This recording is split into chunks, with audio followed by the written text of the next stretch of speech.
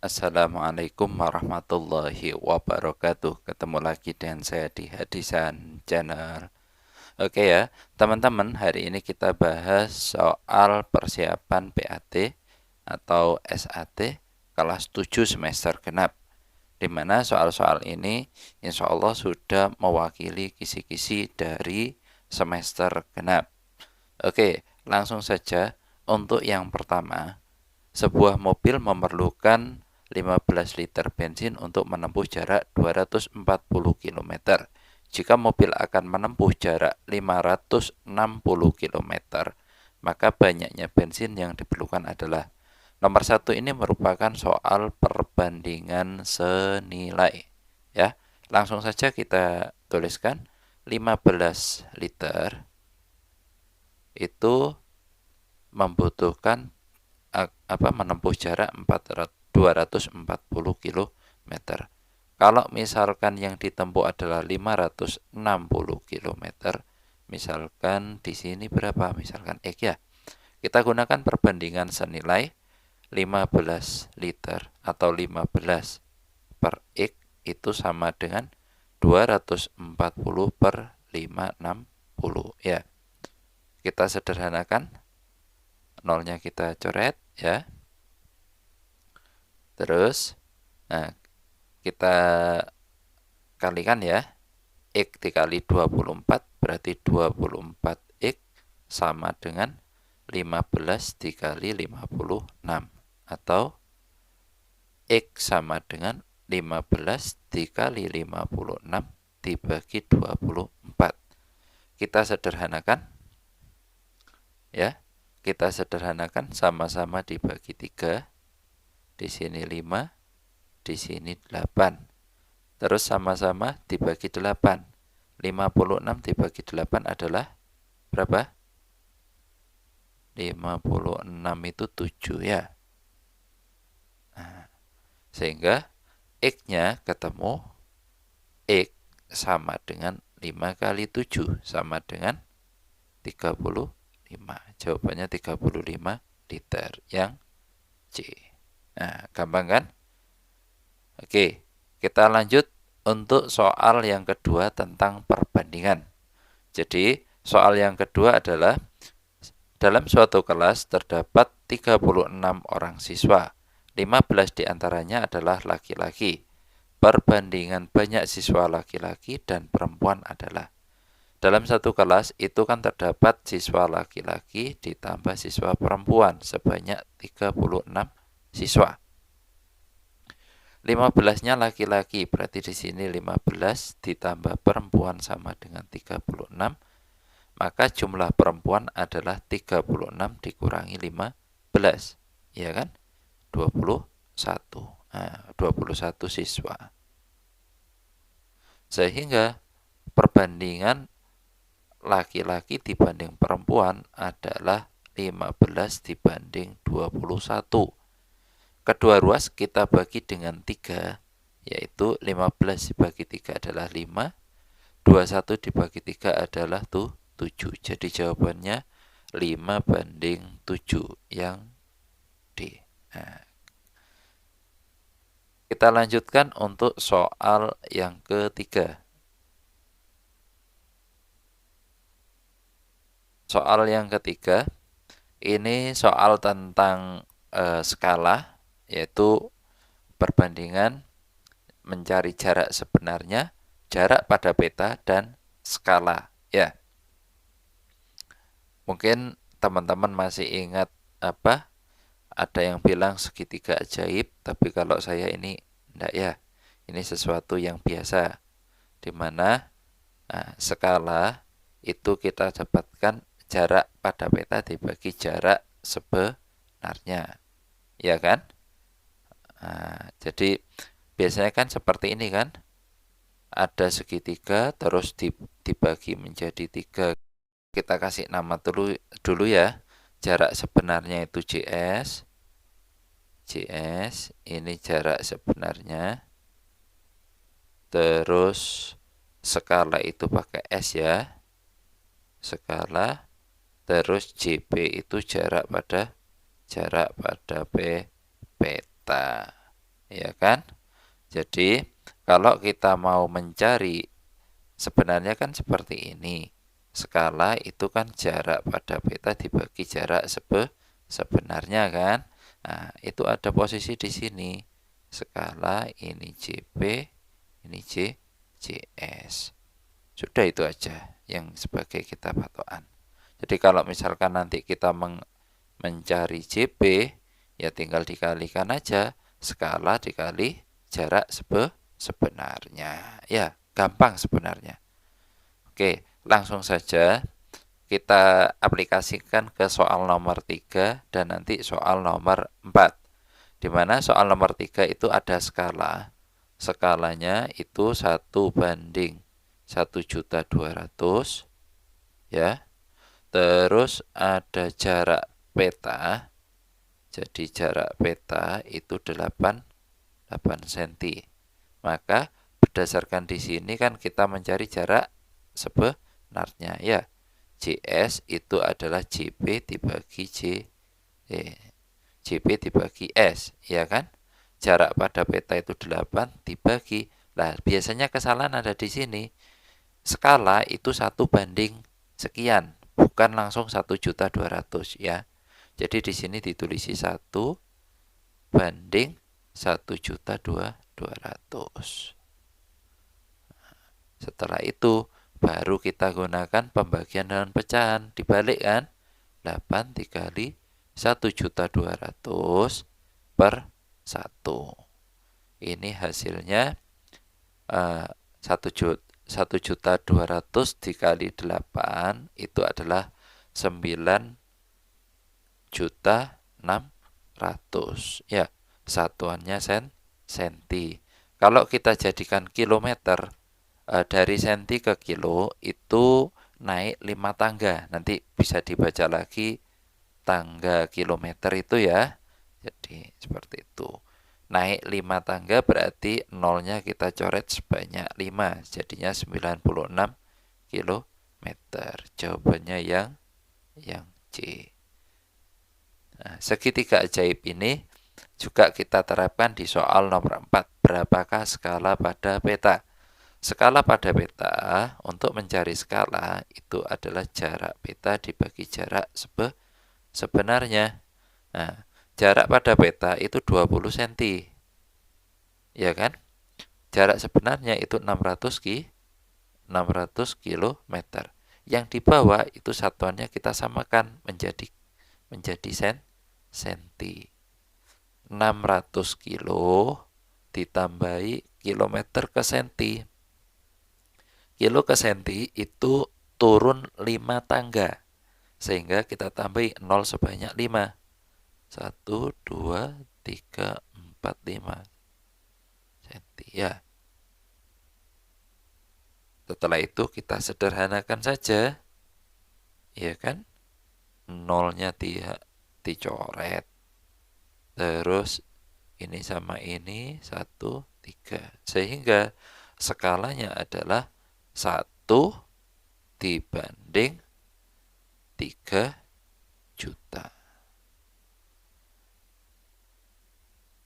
Ketemunya 1 dibanding 3 juta, yaitu yang opsi D. Oke ya, bisa kita lanjutkan untuk soal nomor 5.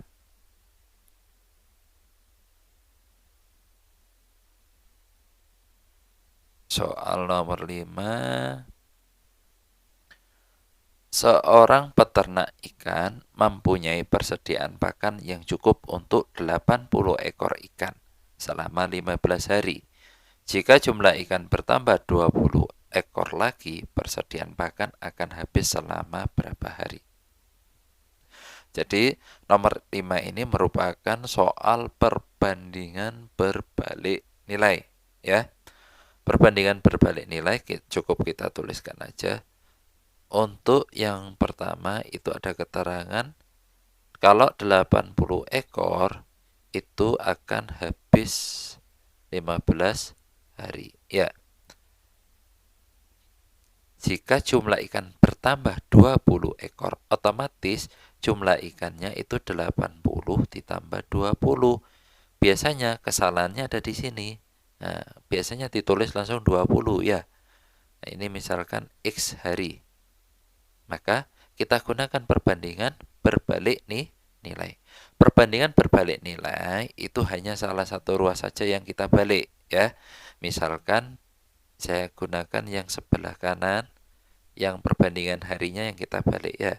Berarti ini 80 dibagi dengan 80 tambah 20 atau 100 ya, sama dengan X per 5, 15.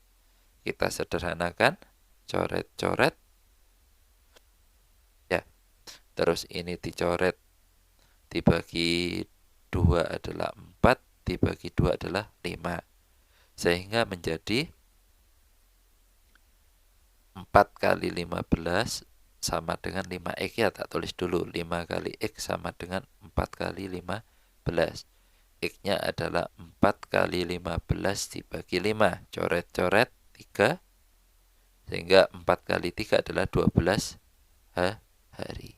Jadi jawabannya adalah yang B, soal nomor 5. Bagaimana untuk soal nomor 6? Soal nomor 6 dan soal nomor 7 ini sama ya. Jadi kalau yang nomor 6 itu soalnya banyak pekerja yang dibutuhkan. Kalau nomor 7 itu tambahannya saja. Oke, langsung saja. Untuk soal nomor 6, sebuah proyek direncanakan selesai dalam waktu 18 hari dan dikerjakan oleh 15 orang bekerja. Agar proyek tersebut dapat selesai dalam waktu 10 hari, banyak pekerja yang dibutuhkan adalah. Jadi ini perbandingan berbalik nilai ya. Sama caranya seperti yang tadi. Jadi kita tuliskan 18 orang, 18 hari itu menggunakan 15 orang. Ya. Kalau misalkan kita mau 10 hari, misalkan di sini X, maka tinggal dibalik aja. 18 per 10 sama dengan X per 15. Ya kan? Tinggal disederhanakan saja. Sama-sama kedua ruas kita kalikan ya. Nah, kita kalikan. Berarti 10 kali X sama dengan 18 dikali 15. X-nya adalah 18 dikali 15 dibagi 10. Kedua ruas kita bagi 5 ya, berarti di sini 3, di sini 2. Kita bagi 2, di sini 9. Hasilnya adalah 9 dikali 3. Nah, X-nya ketemu 27. Jadi banyak pekerja yang dibutuhkan adalah 27 orang ya. Itu merupakan soal nomor 6. Bagaimana untuk yang nomor 7? Nah, jangan lupa untuk teman-teman yang sekiranya merasa kecepatan, nanti setiap nomor itu bisa di pause. Oke. Bagaimana untuk yang soal nomor 7? Nomor 7 itu soalnya gampang ya. Hampir sama dengan nomor 6. Tapi yang ditanyakan adalah banyak tambahannya ya. Kita tuliskan 16 hari dikerjakan oleh 5 orang. Nah, terus agar pekerjaan tersebut selesai dalam waktu 10 hari, berarti misalkan ini X ya. Nanti tambahannya itu berapa? Itu yang kita cari, ya kan? Langsung saja. Di sini berarti di perbandingan berbalik nilai ya. 16 per 10 sama dengan X per 5. Kita kalikan silang. 10X sama dengan 16 kali 5. X-nya adalah 16 kali 5 itu 80 ya. Dibagi 10 sama dengan X-nya sama dengan 8. Sehingga tambahan pekerja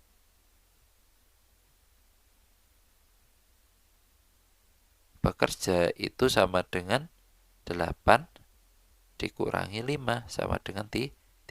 Jadi tambahannya adalah 3 orang. Ya, untuk soal yang nomor 7 ini caranya juga mudah.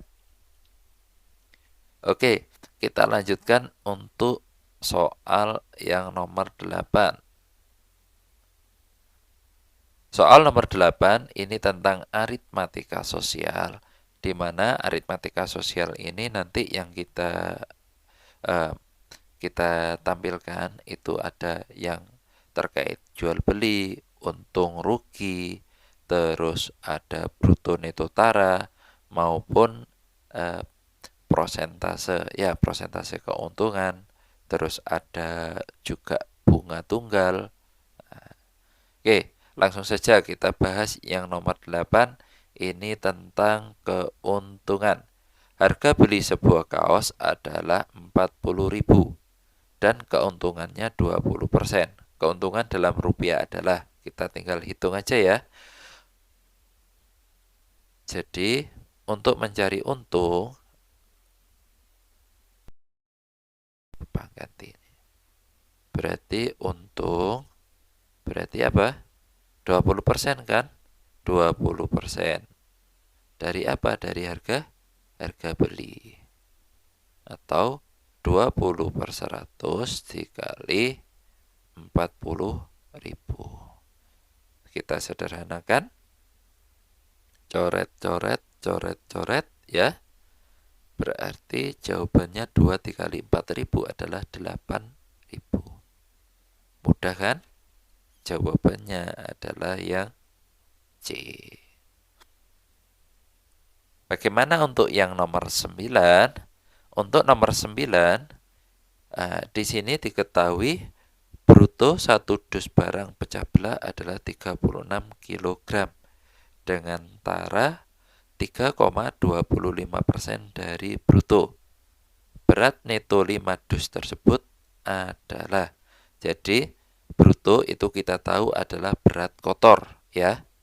Bruto kita tuliskan ya.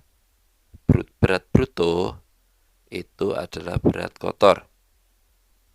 Nah, berat kotor itu tidak lain adalah berat neto ditambah tara. Ya, ini yang perlu kita ingat. Otomatis dari sini kita tahu untuk mencari neto, berat neto itu kita dapatkan dari berat bruto kita kurangi dengan tara. Nah, berat brutonya kan 36 ya. 36 kilo dikurangi 3,25 persen dari bruto. Dari bruto kan, berarti dari 36. Ini yang butuh kita hitung duluan ya. Jadi 3,36 dikurangi 3,25% ya. Itu kita hitung dulu ya, 3,25% itu dikali 36. Itu kan hasilnya ini 36 dikurangi 1,17. Berarti kalau kita kurangi 36 hasilnya 34,83 kilo. Ini berat neto tiap dus ya. Ini per dus.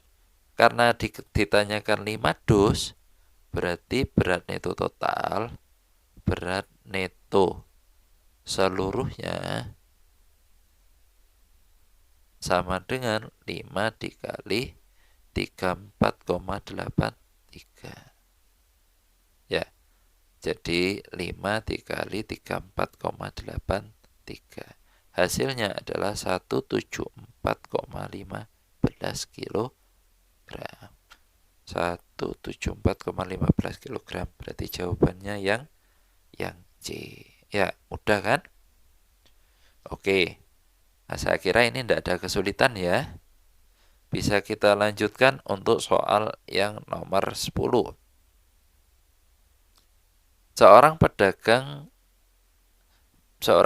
kecil memperoleh hasil penjualan 660.000. Ternyata ia mengalami untung 10%. Besar modal pedagang tersebut. Nah, ya, modal kita tahu modal kalau dia untung, maka modalnya lebih kecil dari harga jual. Sehingga di sana untuk mencari modal ini langsungan aja kita gunakan ya. Harga jual dibagi dengan 10% kan, berarti penjumlahan kan, ya 100% ditambah 10%. Kenapa kita tambahkan? Karena dia harganya lebih kecil, jadi pembaginya harus lebih dari 100%.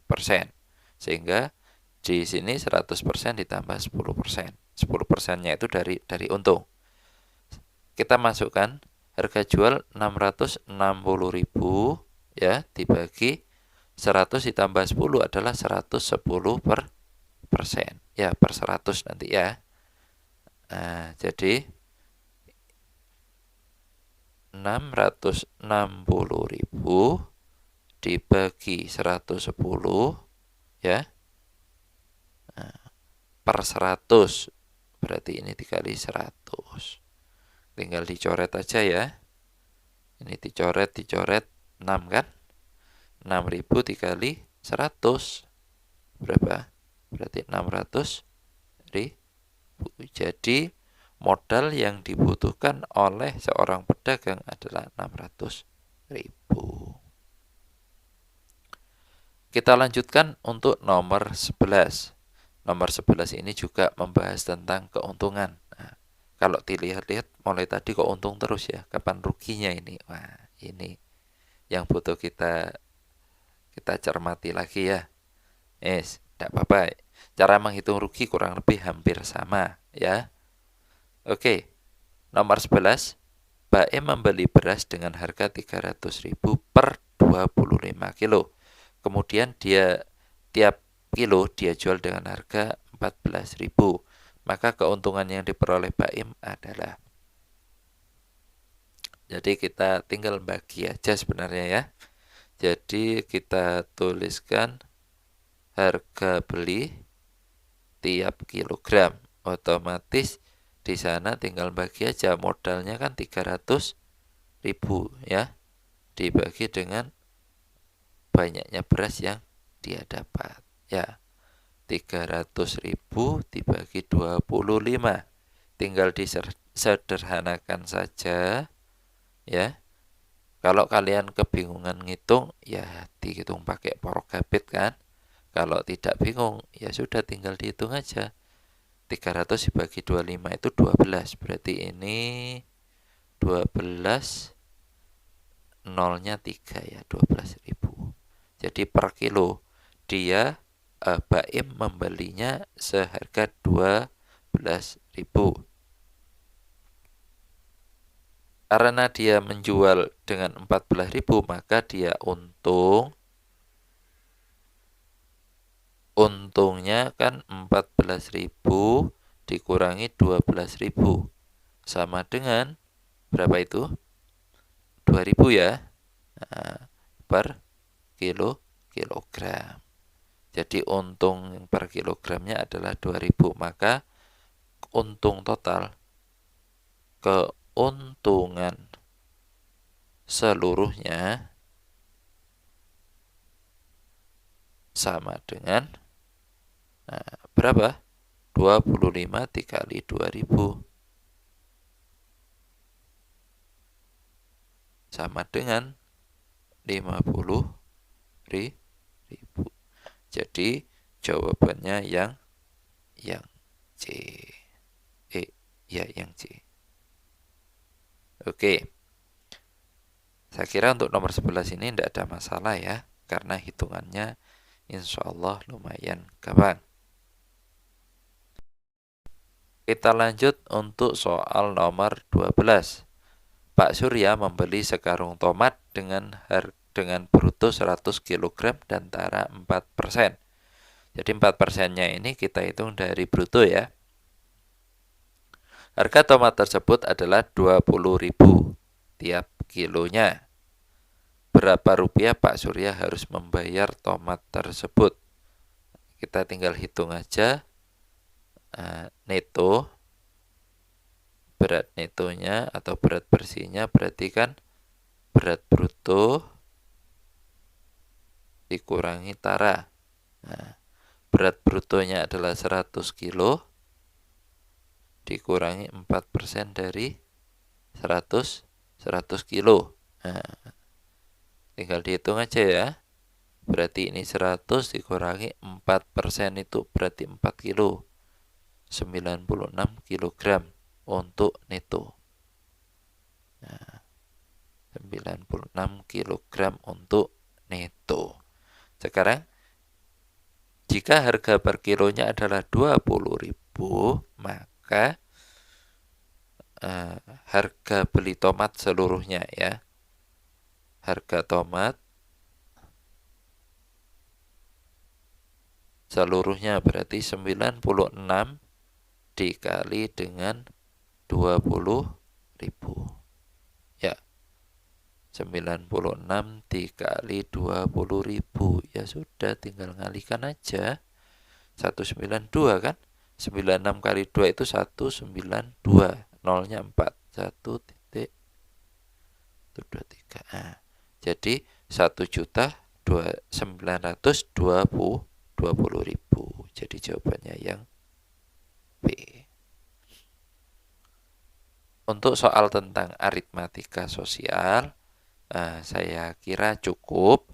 Kita lanjut ke soal nomor 13, yaitu soal tentang garis dan sudut. Di sini soal nomor 13 itu soal terkait sudut berpenyiku. Kita ingat sudut berpenyiku itu jumlahnya 90 derajat karena sudut siku-siku adalah 90 derajat. Sehingga berdasarkan soal ini, soal sudut A Ki C kita tambah dengan sudut C Ki B tidak lain adalah 90 derajat. Nah, keterangannya siku.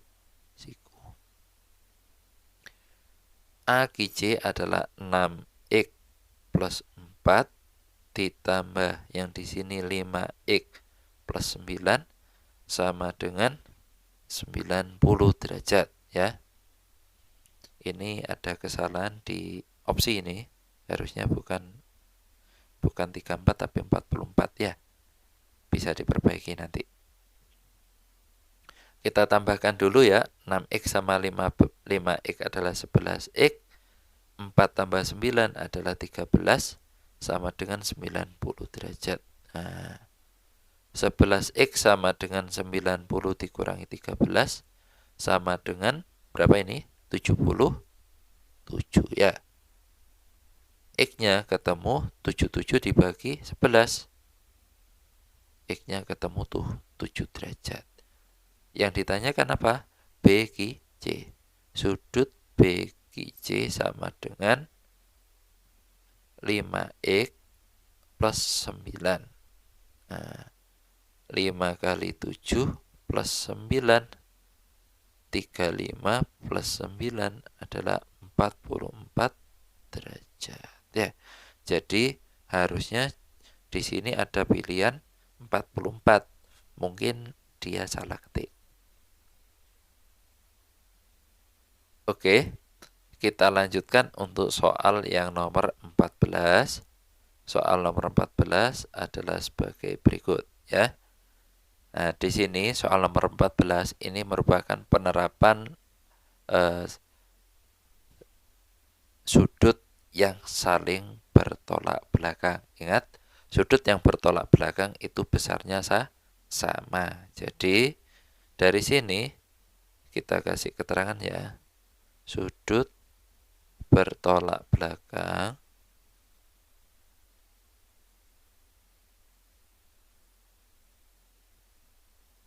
itu besarnya sama. Nah, dari sini kita dapatkan bahwa 3x plus 11 itu tidak lain sama dengan 5x min 17. Tinggal kita satukan aja ya. Yang ada variabelnya x kita pindah ke sebelah kanan, yang tidak ada kita pindah ke sebelah kiri. Berarti di sini 11 kan minus 17 pindah ke kiri jadi plus 17. Di sini 5x, 3x pindah ke kanan jadi min 3x. 28 sama dengan 2x, x-nya ketemu 14 derajat. Setelah x-nya ketemu 14, kita masukkan ke sana ya. Yang ditanya adalah 2x min 10. 2 kali 14 min 10. 28 min 10 adalah 18. Jadi jawabannya adalah 18. Mudah kan? Soal ini merupakan soal-soal yang sangat mudah.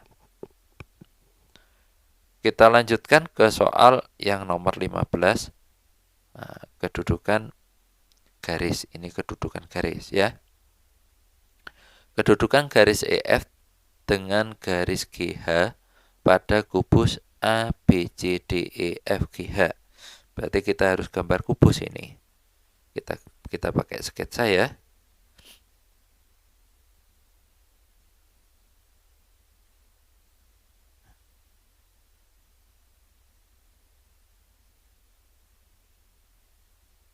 Kita gambar kubusnya dulu. Nah,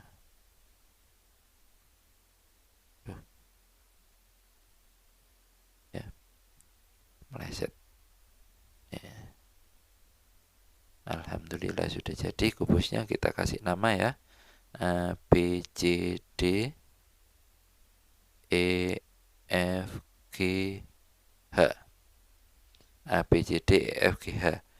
Kedudukan garis EF kita kasih pakai garis warna merah atau garis warna hijau aja ya. Garis EF itu yang ini ya. Nah, kita tebeli ya. Garis EF terhadap garis GH. GH itu yang di sini. Nah, yang warna merah terhadap warna biru. Nah, ternyata garisnya adalah garis yang sejajar. Ya, garisnya langsung kita bisa tulis bahwasanya dia adalah garis yang sejajar. Sudah ketemu. Jadi kalau tidak kita gambar, kita tidak akan tahu. Ya. Sekarang kita lanjutkan soal nomor 16. Soal nomor 16 itu soal terkait dengan garis yang saling berpelurus. Ya. Dari sini coba diperhatikan. Ini kan ada siku-siku. Ya, berarti di sini 90 derajat. Otomatis yang di sebelah sini itu 90 derajat juga. Karena dia berpelurus. Oke. Karena 90 derajat, maka di sini ada dua, ya kan? Ada sudut EOD sama DOC. Sudut EOD ditambah sudut DOC itu tidak lain adalah 90 derajat, ya. Tetapi nah, kita kan masih tidak tahu. Oh, di sini nanti masih mengandung X, sehingga kita gunakan yang sebelah kanan. Nah, yang ini harus kita selesaikan dulu agar kita dapatkan nilai X ya. Kita selesaikan dulu yang sebelah kanan ya. 4x plus 6 plus 2X tidak lain sama dengan 90 derajat karena dia siku-siku. Kita lanjutkan ya. 4X ditambah 2X adalah 6X sama dengan 90 ya. 6 dipindah ke sebelah kanan jadi dikurangi 6. 90 dikurangi 6 adalah 84. 6X. X-nya adalah 84 dibagi 6. Ya. 84 dibagi 6 itu tidak lain adalah 14 derajat. Nah, karena di sini X-nya sudah ketemu 14, kita masukkan ke EOD. EOD-nya kan 3X. 3X plus sudut DOC tidak lain adalah 90 derajat. 3 dikali 14 ditambah sudut DOC sama dengan 90 derajat. Ini adalah 42 ditambah sudut DOC sama dengan 90 derajat. Sehingga sudut DOC tidak lain adalah 90 dikurangi 42. Ya. Hasilnya adalah 48 derajat. Jadi ini jawabannya 48 derajat. Kita lanjutkan untuk soal nomor 17. Soal nomor 17 ini gampang ya. Pasangan garis yang berpotongan di titik P adalah titik P kan ini. Nah, titik P berarti garisnya FC dan apa itu? E. Selesai. Tidak sampai 1 menit selesai sudah. Kita lanjutkan untuk soal nomor 18 ya. Soal 18 itu banyak siswa yang mendapat nilai tidak kurang dari 7,5 sebanyak titik-titik siswa. Jadi soal 18 ini terkait dengan penyajian data. Nah, untuk kalian yang masih bingung tentang penyajian data, nanti bisa dicek di kolom video tentang penyajian data. Ya. Siswa yang mendapat nilai tidak kurang dari 7,5. Ingat, tidak kurang berarti dia lebih. Nah, itu intinya. Jadi di sini tidak kurang berarti dia lebih. Yang lebih yang mana? Yang ini. Otomatis yang kita lihat adalah yang ini saja. Ya. Jadi total berapa? Totalnya adalah 6 ditambah 6 ditambah 4 sama dengan 16 siswa. Selesai. Oke, kita lanjutkan untuk 19. Nomor 19, kondisi suhu badan seorang pasien diperlihatkan pada diagram berikut. Kenaikan suhu terendah terjadi pada. Kenaikan suhu terendah berarti kita harus mencari selisih dari masing-masing hari ya. Misalkan dari Senin, Selasa. Nah, Senin ke Selasa itu berarti dari 31 ke 33 selisihnya adalah 2 derajat. Setelah itu dari Rabu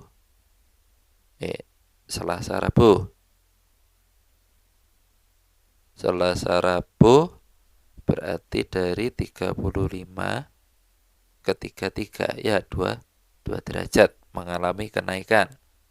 Ya. Setelah itu Rabu Kamis. Rabu Kamis itu dari 35 ke 39 berarti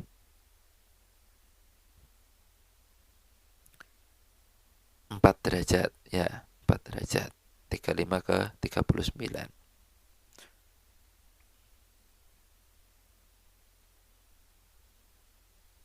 Dari Kamis ke Jumat itu dia mengalami penurunan sebanyak 2 derajat, berarti min 2 derajat. Terus yang dari Jumat ke Sabtu, dia dari 37 menjadi 36 atau minus 1 derajat. Jadi kenaikan suhu terendah, karena yang diminta adalah kenaikan saja ya. Kenaikan dari suhu terendah itu terjadi pada hari Selasa dan Rabu. Kenapa?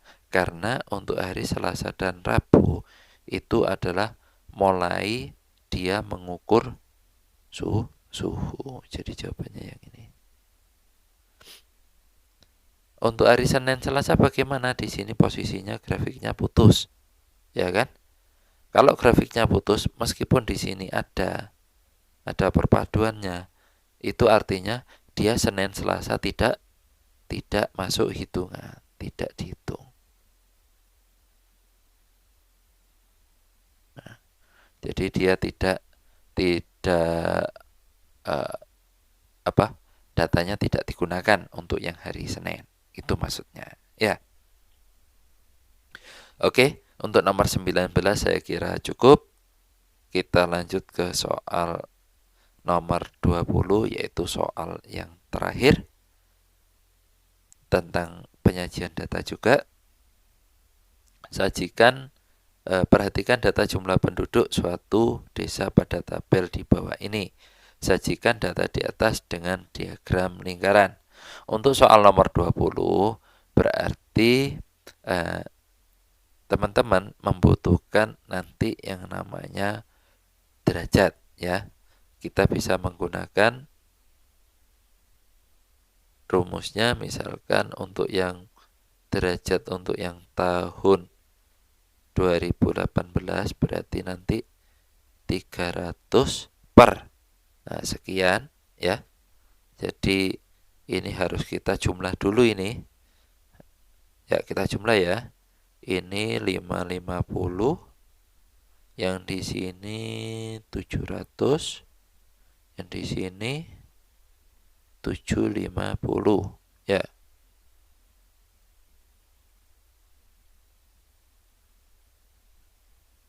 Juta ini. 2 juta. 2000, maaf 2000 ya.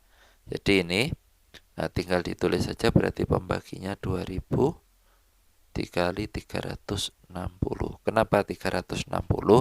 Karena dalam satu lingkaran penuh dia sudutnya 360 derajat.